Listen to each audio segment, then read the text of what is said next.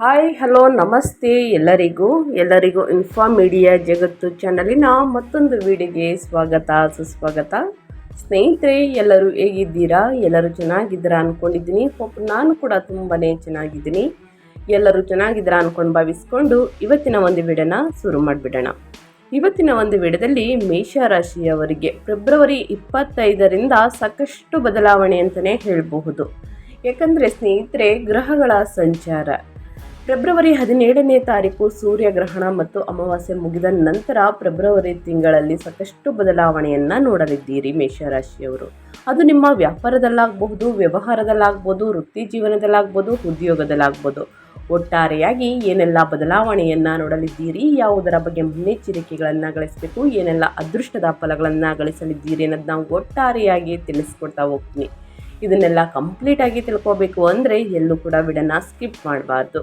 ಅಂದರೆ ವಿಡಿಯೋನ ಕಟ್ ಮಾಡಿ ಓಡಿಸ್ಕೊಂಡೋಗಿ ನೋಡಿದ್ರೆ ಫುಲ್ ಇನ್ಫಾರ್ಮೇಷನ್ ಅರ್ಥ ಆಗಲ್ಲ. ಸೊ ಹಾಗಾಗಿ ಎಲ್ಲ ವಿಡಿಯೋದಲ್ಲೂ ತಿಳಿಸ್ತಾ ಇರ್ತೀನಿ. ಮೊದಲಿಂದ ಕೊನೆ ತನಕ ವಿಡಿಯೋನ ವಾಚ್ ಮಾಡಿ. ವಿಡಿಯೋದಲ್ಲಿ ಒಳ್ಳೆ ಮಾಹಿತಿ ಸಿಕ್ಕಿದ್ದಲ್ಲಿ ತಪ್ಪದೆ ವಿಡಿಯೋ ಒಂದು ಲೈಕ್ ಕೊಟ್ಟು, ಇನ್ನೂ ನನ್ನ ಚಾನಲ್ನ ಸಬ್ಸ್ಕ್ರೈಬ್ ಮಾಡ್ಕೊಳ್ಳೋದನ್ನೇ ನೋಡ್ತಿದ್ರೆ ಇನ್ಫಾರ್ಮ್ ಮೀಡಿಯಾ ಜಗತ್ತಿಗೆ ಸಬ್ಸ್ಕ್ರೈಬ್ ಆಗಿ ನಿಮ್ಮ ಅಭಿಪ್ರಾಯಗಳನ್ನು ಕಮೆಂಟ್ ಬಾಕ್ಸಲ್ಲಿ ತಿಳಿಸಿ. ಓಂ ನಮಃ ಶಿವಾಯ ಅಂತ ಕಮೆಂಟ್ ಮಾಡಿ. ಶಿವನ ಅನುಗ್ರಹದಿಂದ ನಿಮ್ಮ ಜೀವನದಲ್ಲಿ ಎಷ್ಟೇ ಕಷ್ಟಗಳು, ಅಡೆತಡೆಗಳು, ತೊಂದರೆಗಳು ಇದ್ದಲ್ಲಿ ಅವೆಲ್ಲವೂ ಕೂಡ ಸಂಪೂರ್ಣವಾಗಿ ನಿವಾರಣೆಯಾಗಲಿ ಅಂತ ಕೇಳ್ಕೊತಾ ವಿಡಿಯೋನ ಶುರು ಮಾಡಿಬಿಡೋಣ. ಯಾರೆಲ್ಲ ಸಬ್ಸ್ಕ್ರೈಬ್ ಮಾಡ್ಕೊಂಡಿದ್ದೀರಾ ಅವ್ರಿಗೆ ಮತ್ತೊಮ್ಮೆ ಥ್ಯಾಂಕ್ ಯು ಸೋ ಮಚ್ ಅಂತ ಹೇಳ್ತಾ ವಿಡಿಯೋದ ಕಡೆ ಗಮನ ಕೊಡ್ತಾ ಹೋಗೋಣ. ಮೇಷರಾಶಿಯವರಿಗೆ ಫೆಬ್ರವರಿ 25ರಿಂದ ಸಾಕಷ್ಟು ಬದಲಾವಣೆ ಅಂತಲೇ ಹೇಳಬಹುದು. ಯಾಕಂದರೆ ಅವಲೋಕನ ಅಂತಂದರೆ ಜೀವನದಲ್ಲಿ ಬದಲಾವಣೆ ಮತ್ತು ರಹಸ್ಯ ನಿಧಿಗಳು ಅಂತಲೇ ಹೇಳಬಹುದು. ಫೆಬ್ರವರಿ 2026 ನಿಮ್ಮ ತಾಳ್ಮೆ ಮತ್ತು ಸಹಿಷ್ಣುತೆಯನ್ನು ಪರೀಕ್ಷಿಸುವ ತಿಂಗಳಾಗಿದೆ. ಬ್ರಹ್ಮಾಂಡದ ದೃಷ್ಟಿ ಈಗ ನಿಮ್ಮ 8ನೇ ಮನೆಯ ಕುಂಭರಾಶಿ ಮೇಲಿದೆ ಸ್ನೇಹಿತರೆ. ಇದು ಪರಿವರ್ತನೆ, ಆಯುಷ್ಯ ಮತ್ತು ಹಠಾತ್ ಘಟನೆಗಳು ಸ್ನೇಹಿತರೆ. ಆಘಾತ ಘಟನೆಗಳು, ಹಠಾತ್ ಘಟನೆಗಳು ಸ್ಥಾನ ಗ್ರಹಗಳಲ್ಲಿ ಇಲ್ಲಿ ಒಂದಾಗಿ ಸೇರುವುದರಿಂದ ಜೀವನವು ಅನಿರೀಕ್ಷಿತ ತಿರುವುಗಳನ್ನು ಪಡೆಯಬಹುದು. ಇದು ಕೆಟ್ಟದಿಲ್ಲದಿದ್ದರೂ ನಿಮ್ಮನ್ನು ಆಶ್ಚರ್ಯಗೊಳಿಸಬಹುದು ಮಾತ್ರ ಖಚಿತ ಅಂತಲೇ ಹೇಳ್ಬೋದು. ಫೆಬ್ರವರಿ 25ರವರೆಗೆ ಮಂಗಳನು 7ನೇ ಮನೆಯಲ್ಲಿ ಉಚ್ಚನಾಗಿರುವುದರಿಂದ ಸಾರ್ವಜನಿಕ ಜೀವನದಲ್ಲಿ ಶಕ್ತಿಯುತವಾಗಿವಿರಿ. ಆದರೆ ತಿಂಗಳ ಕೊನೆಯಲ್ಲಿ ಮಂಗಳನು ರಾಹುವಿನೊಂದಿಗೆ ಸೇರುವುದು ಉದ್ವೇಗಕ್ಕೆ ಕಾರಣವಾಗಬಹುದು ಸ್ನೇಹಿತರೆ. ಈ ಸಮಯವು ಹೊಸ ಸಾಹಸಗಳಿಗಿಂತ ಸಂಶೋಧನೆ ಮತ್ತು ಆತ್ಮಾವಲೋಕನಕ್ಕೆ ಹೆಚ್ಚು ಪೂರಕವಾಗಿದೆ. ಗ್ರಹಗಳ ಸಂಚಾರದಿಂದ ಮತ್ತು ಗ್ರಹಗಳ ಸ್ಥಾನ ಬದಲಾವಣೆಯಿಂದ ಏನೆಲ್ಲ ಪ್ರಭಾವವನ್ನು ಗ್ರಹಗಳು ಬೀರಲಿದೆ ಮೇಷರಾಶಿಯವರಿಗೆ ಅನ್ನೋದನ್ನ ಮೊದಲನೇದಾಗಿ ತಿಳಿಸ್ಕೊಡ್ತೀನಿ. ಮಂಗಳ ಯೋಗಕಾರಕ ಸ್ನೇಹಿತರೆ. 7ನೇ ಮನೆಯ ನಂತರ 8ನೇ ಮನೆಗೆ ಸ್ಥಳಾಂತರಗೊಂಡು ಸಂಬಂಧಗಳಲ್ಲಿ ತೀವ್ರತೆ ಮತ್ತು ಅನಿರೀಕ್ಷಿತ ಅಡೆತಡೆಗಳು ಉಂಟಾಗಲಿದೆ. ಇನ್ನು ಸೂರ್ಯ 7ನೇ ಮನೆಯ ನಂತರ 8ನೇ ಮನೆಗೆ ಸ್ಥಳಾಂತರಗೊಂಡು ದಾಂಪತ್ಯದಲ್ಲಿ ಅಹಂಕಾರದ ಸಂಘರ್ಷ ಮತ್ತು ಆರೋಗ್ಯದ ಬಗ್ಗೆ ಎಚ್ಚರಿಕೆ ವಹಿಸಿ ಎಂದು ಸೂಚನೆ ಕೊಡ್ತಾ ಇದೆ ಗ್ರಹ. ಇನ್ನು ಬುಧ 8ನೇ ಮನೆಯಲ್ಲಿ ಕುಂಭದಲ್ಲಿ ಒಳನೋಟ, ಸಂಶೋಧನೆ ಮತ್ತು ತೆರಿಗೆ ವಿಷಯಗಳು. ಇನ್ನು ಗುರು 12ನೇ ಮನೆಯಲ್ಲಿ ಮಿಥುನದಲ್ಲಿ ಖರ್ಚುಗಳು, ಆಧ್ಯಾತ್ಮ ಮತ್ತು ವಿದೇಶಿ ಸಂಪರ್ಕ. ಇನ್ನು ರಾಹು 8ನೇ ಮನೆಯಲ್ಲಿ ಕುಂಭದಲ್ಲಿ ಅನಿರೀಕ್ಷಿತ ಘಟನೆಗಳು ಮತ್ತು ರಹಸ್ಯ ಆತಂಕ ಅಂತಲೇ ಹೇಳಬಹುದು. ಮೇಷರಾಶಿಯವರಿಗೆ ಗ್ರಹಗಳ ಸಂಚಾರ ಮತ್ತು ಗ್ರಹಗಳ ಸ್ಥಾನ ಬದಲಾವಣೆಯಿಂದ ಯಾವುದರ ಬಗ್ಗೆ ಎಚ್ಚರಿಕೆ ವಹಿಸಬೇಕು ಅನ್ನೋದನ್ನ ಕಂಪ್ಲೀಟಾಗಿ ತಿಳಿಸ್ಕೊಡ್ತೀನಿ. ಇನ್ನು ವ್ಯಾಪಾರ ವ್ಯವಹಾರದ ಬಗ್ಗೆ, ವೃತ್ತಿ ಬಗ್ಗೆ, ಶಿಕ್ಷಣದ ಬಗ್ಗೆ, ನಿಮ್ಮ ಆರೋಗ್ಯದ ಬಗ್ಗೆ ಏನೆಲ್ಲ ಬದಲಾವಣೆಯನ್ನು ಸೂಚಿಸಲಿದೆ ಗ್ರಹ ಅನ್ನೋದನ್ನ ಮೊದಲನೇದಾಗಿ ತಿಳಿಸ್ಕೊಡ್ತೀನಿ. ಮೊದಲನೇದಾಗಿ ನಿಮ್ಮ ಹೆಲ್ತ್ ಕಡೆನೇ ಹೊರಟೋಗ್ಬಿಡೋಣ ಸ್ನೇಹಿತರೆ. ಯಾಕಂದರೆ ಆರೋಗ್ಯ ಅನ್ನೋದು ಬಹಳ ಮುಖ್ಯ. ಏನಾದರೂ ಸಂಪಾದನೆಯನ್ನು ಮಾಡ್ಬೋದು ಆರೋಗ್ಯದಲ್ಲಿ ಸ್ನೇಹಿತರೆ. ಸಾಕಷ್ಟು ತೊಂದರೆಗಳು ಆದರೆ ತುಂಬಾ ಕಷ್ಟ. ಸೊ ಹಾಗಾಗಿ ಮೇಷರಾಶಿಯವರ ಆರೋಗ್ಯ ಹೇಗಿರಲಿದೆ ಫೆಬ್ರವರಿ 25ರಿಂದ ಅಂದರೆ ಈ ತಿಂಗಳು ನೀವು ಆರೋಗ್ಯದ ಬಗ್ಗೆ ಅತ್ಯಂತ ಜಾಗರೂಕರಾಗಿರಬೇಕು. 8ನೇ ಮನೆಯು ದೀರ್ಘಕಾಲದ ಕಾಯಿಲೆಗಳ ಸ್ಥಾನ. ಇಲ್ಲಿ ಅನೇಕ ಗ್ರಹಗಳು ಸೇರುವುದರಿಂದ ಸೋಂಕು, ಜ್ವರ ಅಥವಾ ಸಂತಾನೋತ್ಪತ್ತಿ ವ್ಯವಸ್ಥೆಗೆ ಸಂಬಂಧಿಸಿದ ಸಮಸ್ಯೆಗಳು ಎದುರಾಗಬಹುದು. ಸೊ ಹಾಗಾಗಿ ಫೆಬ್ರವರಿ 25ರಂದು ಮಂಗಳನು 8ನೇ ಮನೆಗೆ ಪ್ರವೇಶಿಸುವುದರಿಂದ ಸಾಕಷ್ಟು ಯೋಗಗಳು ಉಂಟಾಗುತ್ತದೆ. ಇದು ಆಘಾತ, ಅಪಘಾತ, ಸುಟ್ಟ ಗಾಯ ಅಥವಾ ಶಸ್ತ್ರಚಿಕಿತ್ಸೆಯ ಅಪಾಯಗಳನ್ನು ಹೆಚ್ಚಿಸಬಹುದು. ವಾಹನವನ್ನು ಚಾಲನೆ ಮಾಡುವಾಗ ಮತ್ತು ಚೂಪಾದ ವಸ್ತುಗಳನ್ನು ಬಳಸುವಾಗ ತುಂಬ ಎಚ್ಚರವಿರಲಿ. ಯಾವುದೇ ಸಣ್ಣ ಆರೋಗ್ಯ ಸಮಸ್ಯೆಯನ್ನು ನಿರ್ಲಕ್ಷಿಸಬೇಡಿ. ಸಕಾಲಿಕ ಚಿಕಿತ್ಸೆಯಿಂದ ದೊಡ್ಡ ಅಪಾಯಗಳನ್ನು ತಪ್ಪಿಸುವುದು ಉತ್ತಮ. ಸ್ನೇಹಿತರೆ, ಚೂಪಾದ ವಸ್ತುಗಳನ್ನು ಇಟ್ಕೊಂಡು ಕೆಲಸವನ್ನು ಮಾಡಬೇಕಾದ್ರೆ, ಇನ್ನು ಸ್ನೇಹಿತರೆ ಬೆಂಕಿಯಲ್ಲಿ ಏನಾದರೂ ಕೆಲಸವನ್ನು ಮಾಡಬೇಕಾದ್ರೆ ಸುಡುವಂತಹ ಚಾನ್ಸಸ್ ಇರುತ್ತದೆ. ಸೊ ಹಾಗಾಗಿ ಆ ಅಪಾಯಗಳಿಂದ ದೂರವಿರಿ. ವಾಹನ ಚಾಲನೆ ಮಾಡುವಾಗ ನಿಧಾನವಾಗಿ ವಾಹನವನ್ನು ಚಾಲನೆ ಮಾಡಿ. ಅತಿ ವೇಗ ಒಳಿತಲ್ಲ. ಇನ್ನು ತಡರಾತ್ರಿಯಲ್ಲಿ ಅಮಾವಾಸ್ಯೆ ಹುಣ್ಣಿಮೆಯ ಸಮಯದಲ್ಲಿ ಚಂದ್ರಗ್ರಹಣ ಬರ್ತಾ ಇದೆ ಸ್ನೇಹಿತರೆ. ಚಂದ್ರಗ್ರಹಣದ ಸಮಯದಲ್ಲಿ ದಯವಿಟ್ಟು ವಾಹನವನ್ನು ಚಾಲನೆ ಮಾಡೋದಕ್ಕೆ ಹೋಗಬೇಡಿ. ಮಾಡಿದ್ರೂ ಕೂಡ ಹೆಲ್ಮೆಟನ್ನು ಧರಿಸಿ, ಜೊತೆಗೆ ನಿಧಾನವಾಗಿ ಹೋಗುವುದು ಉತ್ತಮ. ನಿಮ್ಮ ಆರೋಗ್ಯ ನಿಮ್ಮ ಕೈಯಲ್ಲೇ ಇದೆ. ಸೊ ಹಾಗಾಗಿ ಅದರ ಬಗ್ಗೆ ಎಚ್ಚರಿಕೆ ಇರಲಿ. ಇನ್ನು ನೀವು ತಿನ್ನುವಂಥ ಆಹಾರ ಪದ್ಧತಿನೂ ಕೂಡ ಸರಿಪಡಿಸಿಕೊಳ್ಳಿ. ಪ್ರತಿದಿನ ಹಸಿರು ತರಕಾರಿ, ಹಣ್ಣು ಹಂಪಲುಗಳನ್ನು ಸೇವಿಸಿ. ಹೊರಗಿನ ತಿಂಡಿ ತಿನಿಸುಗಳನ್ನು ತಿನ್ನಬೇಡಿ ಅಂತ ಹೇಳ್ತಲ್ಲ, ಅವಾಯ್ಡ್ ಮಾಡಿ, ಒಳಿತಾಗಲಿದೆ. ಇನ್ನು ಅದೇ ರೀತಿ ನಿಮ್ಮ ಆರ್ಥಿಕತೆ, ನಿಮ್ಮ ಫೈನಾನ್ಸ್ ಬಗ್ಗೆ ಹೇಳೋದಾದರೆ ಮೇಷರಾಶಿಯವರು ಏನೆಲ್ಲ ಬದಲಾವಣೆಯನ್ನು ನೋಡಲಿದ್ದೀರಿ, ಯಾವುದರ ಬಗ್ಗೆ ಎಚ್ಚರಿಕೆ ವಹಿಸಬೇಕು ಅಂದರೆ, ಆರ್ಥಿಕವಾಗಿ ಇದು ಏರಿಳಿತಗಳ ತಿಂಗಳು. ಫೆಬ್ರವರಿ 25ರಿಂದ 2ನೇ ಮನೆಯಲ್ಲಿ ಕೇತುವು ಹಣ ಉಳಿಸಲು ಅಡೆತಡೆಗಳನ್ನು ತರಬಹುದು. 12ನೇ ಮನೆಯಲ್ಲಿರುವ ಗುರುವು ನಿಮ್ಮ ಆರೋಗ್ಯ, ಧಾರ್ಮಿಕ ಕಾರ್ಯ ಅಥವಾ ವಿದೇಶ ಪ್ರವಾಸಕ್ಕಾಗಿ ಹೆಚ್ಚಿನ ಖರ್ಚನ್ನು ಸೂಚಿಸುತ್ತಾನೆ. ಹಣವು ನಿಮ್ಮ ಕೈಯಿಂದ ಜಾರುತ್ತಿರುವಂತೆ ಅನುಭವಿಸಬಹುದು ಸ್ನೇಹಿತರೆ. ಆದರೆ 8ನೇ ಮನೆಯ ಗ್ರಹಗತಿಗಳು ಅನಿರೀಕ್ಷಿತ ಧನ ಲಾಭವನ್ನು ತರಬಲ್ಲವು.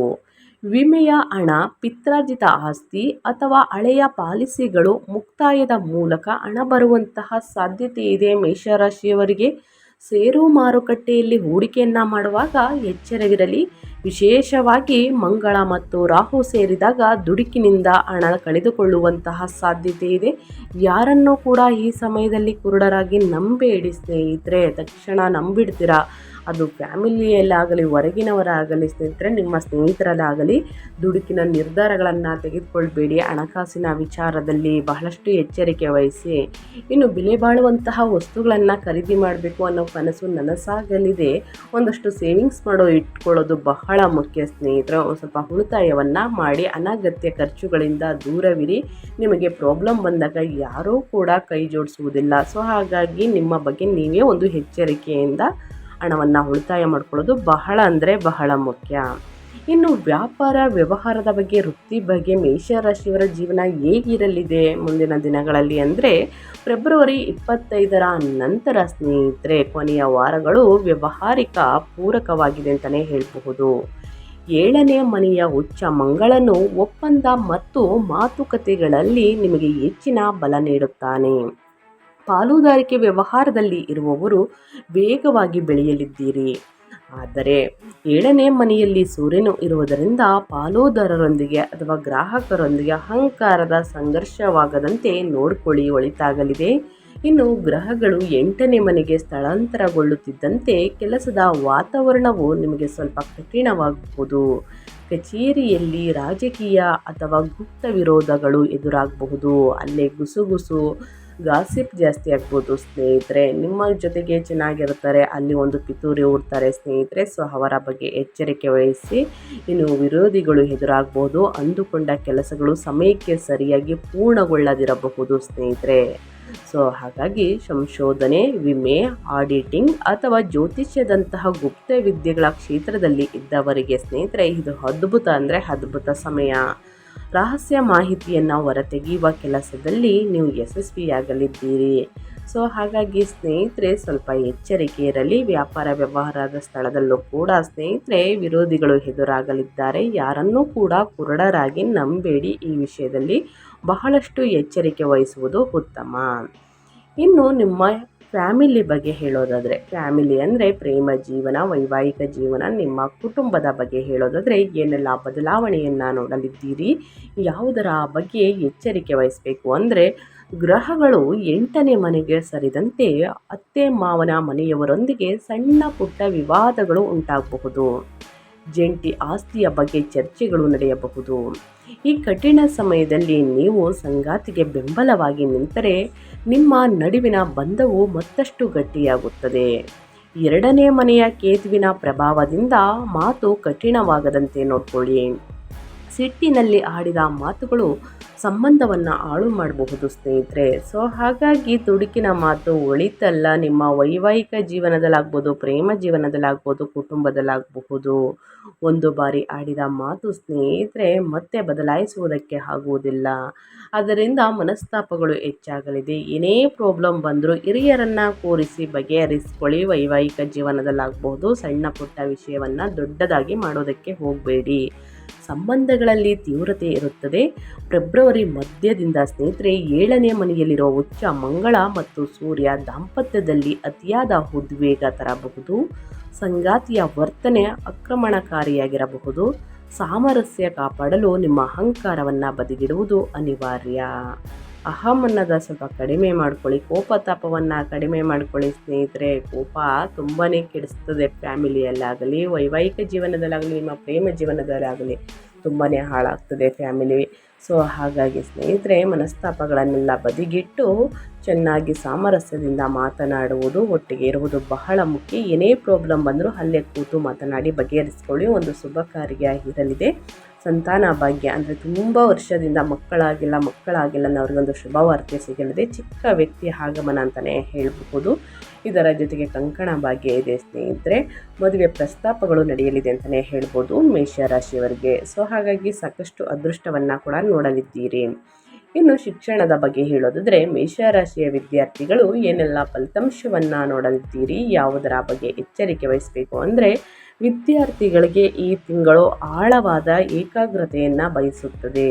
ಸಾಮಾನ್ಯ ವಿದ್ಯಾರ್ಥಿಗಳಿಗೆ 8ನೇ ಮನೆಯ ಗೊಂದಲದಿಂದಾಗಿ ಓದಿನಲ್ಲಿ ಆಸಕ್ತಿ ಕಡಿಮೆಯಾಗಬಹುದು ಮತ್ತು ಪರೀಕ್ಷೆಯ ಬಗ್ಗೆ ಆತಂಕ ಕಾಡಬಹುದು. ಆದರೆ PhD, ಸಂಶೋಧನೆ, ಮನೋವಿಜ್ಞಾನ ಅಥವಾ ವೈದ್ಯಕೀಯ ಕ್ಷೇತ್ರದ ವಿದ್ಯಾರ್ಥಿಗಳಿಗೆ ಇದು ಮಹತ್ವದ ತಿಂಗಳಾಗಿರುತ್ತದೆ. ಯಾವುದೇ ವಿಷಯದ ಆಳಕ್ಕೆ ಇಳಿದು ಕಲಿಯಲು ಇದು ಉತ್ತಮ ಸಮಯ. ಬುಧನ ಸಂಚಾರವು ತಾಂತ್ರಿಕ ಮತ್ತು ವೈಜ್ಞಾನಿಕ ಅಧ್ಯಯನಕ್ಕೆ ಪೂರಕವಾಗಿದೆ. ಸ್ನೇಹಿತರೊಂದಿಗೆ ವಾದ ವಿವಾದಕ್ಕೆ ಇಳಿಯದೆ ನಿಮ್ಮ ಗುರಿಯ ಕಡೆ ಗಮನ ಹರಿಸಿ ಒಳಿತಾಗಲಿದೆ. ಪ್ರತಿದಿನ ಒಂದು ವೇಳಾಪಟ್ಟಿಯನ್ನು ರಚಿಸಿ ಸರಿಯಾದ ಸಮಯಕ್ಕೆ ಕೂತು ಅಧ್ಯಯನವನ್ನು ಮಾಡಿ. ಮನೋರಂಜನೆ ಕಡೆ ಸ್ವಲ್ಪ ಆಸಕ್ತಿಯನ್ನು ಕಡಿಮೆ ಮಾಡಿ. ಏಕಾಗ್ರತೆ ಹೆಚ್ಚಿಸುವುದಕ್ಕೆ ಸ್ನೇಹಿತರೆ ಪ್ರತಿದಿನ ಹನುಮಾನ್ ಚಾಲಿಸವನ್ನು ಓದಿ. ಭಯ ಅಂದರೆ ಪರೀಕ್ಷೆಯಲ್ಲಿ ಓದಿರ್ತೀರ, ಮರೆಯುವಂತಹ ಚಾನ್ಸಸ್ ಇರುತ್ತದೆ. ಸೊ ತಪ್ಪಾಗಿ ಬರೆದಿರ್ತೀರ ಭಯದಿಂದ. ಅದಕ್ಕೋಸ್ಕರ ಸ್ನೇಹಿತರೆ ಹನುಮಾನ್ ಚಾಲಿಸವನ್ನು 11 ಬಾರಿ ಹೇಳಿ. ವಿದ್ಯಾರ್ಥಿಗಳು ಖಂಡಿತವಾಗಿಯೂ ಭಯ, ನಿರ್ಭಯ ಎಲ್ಲವೂ ಕೂಡ ದೂರವಾಗಲಿದೆ. ಅಧ್ಯಯನದ ಕಡೆ ಆಸಕ್ತಿ ಹೆಚ್ಚಾಗಲಿದೆ. ಸೊ ಹಾಗಾಗಿ ಈ ಒಂದು ಪರಿಹಾರವನ್ನು ವಿದ್ಯಾರ್ಥಿಗಳು ಮಾಡಿ ಅಂತ ಹೇಳ್ತಾ ಈ ತಿಂಗಳಲ್ಲಿ ಅನುಸರಿಸಬೇಕಾದ ಪರಿಹಾರದ ಕ್ರಮಗಳನ್ನು ತಿಳಿಸ್ಕೊಡ್ತೀನಿ. ಇದು ಶಕ್ತಿಶಾಲಿಯಾದಂತಹ ಪರಿಹಾರ ಸ್ನೇಹಿತರೆ. ಸರಳ ಪರಿಹಾರ, ಪ್ರತಿಯೊಬ್ಬರು ಕೂಡ ಮಾಡಬಹುದು. ಮೇಷರಾಶಿಯವರು 8ನೇ ಮನೆಯ ನಕಾರಾತ್ಮಕ ಪ್ರಭಾವವನ್ನು ತಗ್ಗಿಸಲು ಮತ್ತು ಆರೋಗ್ಯ ರಕ್ಷಣೆಗಾಗಿ ಮೇಷರಾಶಿಯವರು ನಾನು ಹೇಳುವಂತಹ ಪರಿಹಾರಗಳನ್ನು ಮಾಡಬೇಕಾಗುತ್ತದೆ. ಮೃತ್ಯುಂಜಯ ಮಂತ್ರ. ಆರೋಗ್ಯ ರಕ್ಷಣೆಗಾಗಿ ಪ್ರತಿದಿನ 108 ಬಾರಿ ಮಹಾಮೃತ್ಯುಂಜಯ ಮಂತ್ರವನ್ನು ಜಪಿಸಿ. ಇದು ಅಕಾಲಿಕ ಸಂಕಷ್ಟಗಳಿಂದ ರಕ್ಷಿಸುತ್ತದೆ. ಇನ್ನು ಪ್ರತಿ ಶನಿವಾರ ಅಥವಾ ಶನಿವಾರದಂದು ಬಡವರಿಗೆ ಮತ್ತು ನಿರ್ಗತಿಕರಿಗೆ ಸ್ನೇಹಿತರೆ ನಿಮ್ಮ ಕೈಯಲ್ಲಾದಷ್ಟು ಸಹಾಯವನ್ನು ಮಾಡಿ. ಹಣ ಸಹಾಯವನ್ನು, ಇನ್ನು ಆಹಾರದ ಧಾನ್ಯಗಳನ್ನು ವಿತರಿಸಿ ಸ್ನೇಹಿತರೆ. ಕಡು ಬಣ್ಣದ ಬಟ್ಟೆ ಅಥವಾ ಕಂಬಳಿಯನ್ನು ಅಗತ್ಯವಿರುವವರಿಗೆ ದಾನ ಮಾಡಿ. ಇದು ಶನಿದೇವರಿಗೆ ಪ್ರಿಯವಾಗಿರುವಂಥ ವಸ್ತು. ಉದ್ದಿನ ಬೇಳೆ, ಕಬ್ಬಿಣ, ಛತ್ರಿ ಇದನ್ನು ದಾನ ಮಾಡುವುದು ಬಹಳ ಅಂದರೆ ಬಹಳ ಮುಖ್ಯ. ನಿಮ್ಮ ಆರೋಗ್ಯ ಉತ್ತಮವಾಗಿರುತ್ತದೆ. ಅಡೆತಡೆಗಳು, ಪ್ರಾಬ್ಲಮ್ಗಳು ಏನೇ ಇದ್ದರೂ ಕೂಡ ಸಂಪೂರ್ಣವಾಗಿ ನಿವಾರಣೆಯಾಗಲಿದೆ. ಸೊ ಹಾಗಾಗಿ ಈ ಒಂದು ಪರಿಹಾರವನ್ನು ಮಾಡಿ. ಇನ್ನು ವಾಹನವನ್ನು ಚಾಲನೆ ಮಾಡಬೇಕಾದ್ರೆ ಬಹಳಷ್ಟು ಎಚ್ಚರಿಕೆ ಇರಲಿ. ಫೆಬ್ರವರಿ 25ರ ನಂತರ ವಾಹನ ಚಾಲನೆ ಮಾಡುವಾಗ ತುಂಬ ಜಾಗರೂಕರಾಗಿರಿ. ವಾಹನದಲ್ಲಿ ಸಣ್ಣ ಗಣೇಶನ ವಿಗ್ರಹವಿಡಿ. ಇದು ವಿಘ್ನ ವಿನಾಯಕನ ವಿಗ್ರಹ ಸ್ನೇಹಿತರೆ. ನಿಮ್ಮ ವಿಘ್ನಗಳು ಏನೇ ಇದ್ದರೂ ಕೂಡ, ನಿಮ್ಮ ಪ್ರಾಬ್ಲಮ್ ಏನೇ ಇದ್ದರೂ ಕೂಡ ಗಣೇಶನ ಅನುಗ್ರಹದಿಂದ ಎಲ್ಲವೂ ಕೂಡ ದೂರವಾಗಲಿದೆ. ಸೊ ಹಾಗಾಗಿ ಗಣೇಶನ ವಿಗ್ರಹವಿಡಿ. ನಿಮ್ಮ ಕಾರಲ್ಲಾಗಬಹುದು. ಇನ್ನು ಕಾರಿಲ್ಲ ಅಂದರೆ ಸ್ನೇಹಿತರೆ ನೀವು 2 ವೀಲರಲ್ಲಿ ಹೋಗ್ತಾ ಇರಬೇಕಾದ್ರೆ ಗಣೇಶನ ಮಂತ್ರವನ್ನು ಒಂದು ಮನಸ್ಸಿನಲ್ಲಿ ಪಠಿಸಿ ಉತ್ತಮವಾಗಲಿದೆ. ಇನ್ನು ದುರ್ಗಾ ಆರಾಧನೆಯನ್ನು ಮಾಡಿ. 8ನೇ ಮನೆಯ ರಾಹುವಿನ ಪ್ರಭಾವ ತಡೆಯಲು ದುರ್ಗಾ ದೇವಿಯ ಆರಾಧನೆ ಮಾಡಿ. ಓಂ ಧೂಂ ದುರ್ಗಾಯೇ ನಮಃ ಮಂತ್ರವನ್ನು 108 ಬಾರಿ ಜಪಿಸಿ ಒಳಿತಾಗಲಿದೆ. ಈ ಸಣ್ಣ ಪುಟ್ಟ ಪರಿಹಾರವನ್ನು ಮೇಷರಾಶಿಯವರು ತಪ್ಪದೇ ಪ್ರತಿಯೊಬ್ಬರು ಮಾಡುವುದರಿಂದ ನಿಮ್ಮ ಕಷ್ಟಗಳು, ಸಮಸ್ಯೆಗಳು, ಅಡೆತಡೆಗಳು ಏನೇ ಇದ್ದರೂ ಕೂಡ ನಿವಾರಣೆಯಾಗಲಿದೆ. ಸೊ ಹಾಗಾಗಿ ತಪ್ಪದೇ ಈ ಸಣ್ಣ ಪುಟ್ಟ ಪರಿಹಾರಗಳನ್ನು ಮಾಡಿ ಅಂತ ಹೇಳ್ತಾ ನಾನು ವಿಡಿಯೋನ ಎಂಡ್ ಮಾಡ್ತಾ ಇದ್ದೀನಿ. ಇವತ್ತಿನ ಒಂದು ವಿಡಿಯೋದಲ್ಲಿ ಒಳ್ಳೆಯ ಮಾಹಿತಿ ಸಿಕ್ಕಿದ್ದಲ್ಲಿ, ಈ ವಿಡಿಯೋ ಯೂಸ್ಫುಲ್ ಅನಿಸಿದ್ದಲ್ಲಿ ದಯವಿಟ್ಟು ವಿಡಿಯೋಗೆ ಲೈಕ್ ಮಾಡೋದನ್ನ ಮರ್ತಿದ್ರೆ ಲೈಕ್ ಮಾಡಿ. ಇನ್ನೂ ನನ್ನ ಚಾನಲ್ನ ಸಬ್ಸ್ಕ್ರೈಬ್ ಮಾಡ್ಕೊಳ್ಳೋದನ್ನೇ ನೋಡ್ತಿದ್ರೆ ಇನ್ಫಾರ್ಮ್ ಮೀಡಿಯಾಗೆ ಸಬ್ಸ್ಕ್ರೈಬ್ ಆಗಿ ನಿಮ್ಮ ಅಭಿಪ್ರಾಯಗಳನ್ನು ಕಮೆಂಟ್ ಬಾಕ್ಸಲ್ಲಿ ತಿಳಿಸಬಹುದು. ಯಾರೆಲ್ಲ ಸಬ್ಸ್ಕ್ರೈಬ್ ಮಾಡಿಕೊಂಡು ಪ್ರತಿನಿತ್ಯ ವಿಡಿಯೋ ವಾಚ್ ಮಾಡ್ತಿದ್ದೀರಾ ಅಂಥವರಿಗೆ ಥ್ಯಾಂಕ್ ಯು ಸೋ ಮಚ್ ಅಂತ ಹೇಳ್ತಾ, ಶಿವನ ಅನುಗ್ರಹದಿಂದ ನಿಮ್ಮ ಜೀವನದಲ್ಲಿ ಇದ್ದ ಕಷ್ಟಗಳು, ಸಮಸ್ಯೆಗಳು, ಅಡೆತಡೆಗಳು, ವಿಳಂಬಗಳು ಎಲ್ಲವೂ ಕೂಡ ಸಂಪೂರ್ಣವಾಗಿ ನಿವಾರಣೆಯಾಗಲಿ ಅಂತ ಕೇಳ್ಕೊತಾ ಮತ್ತೊಂದು ವಿಡಿಯೋ ಜೊತೆ ಮತ್ತೊಂದು ಹೊಸ ಭವಿಷ್ಯದಲ್ಲಿ ಹೊಸ ಅಪ್ಡೇಟಲ್ಲಿ ಸಿಗ್ತೀನಿ. Thank you for watching.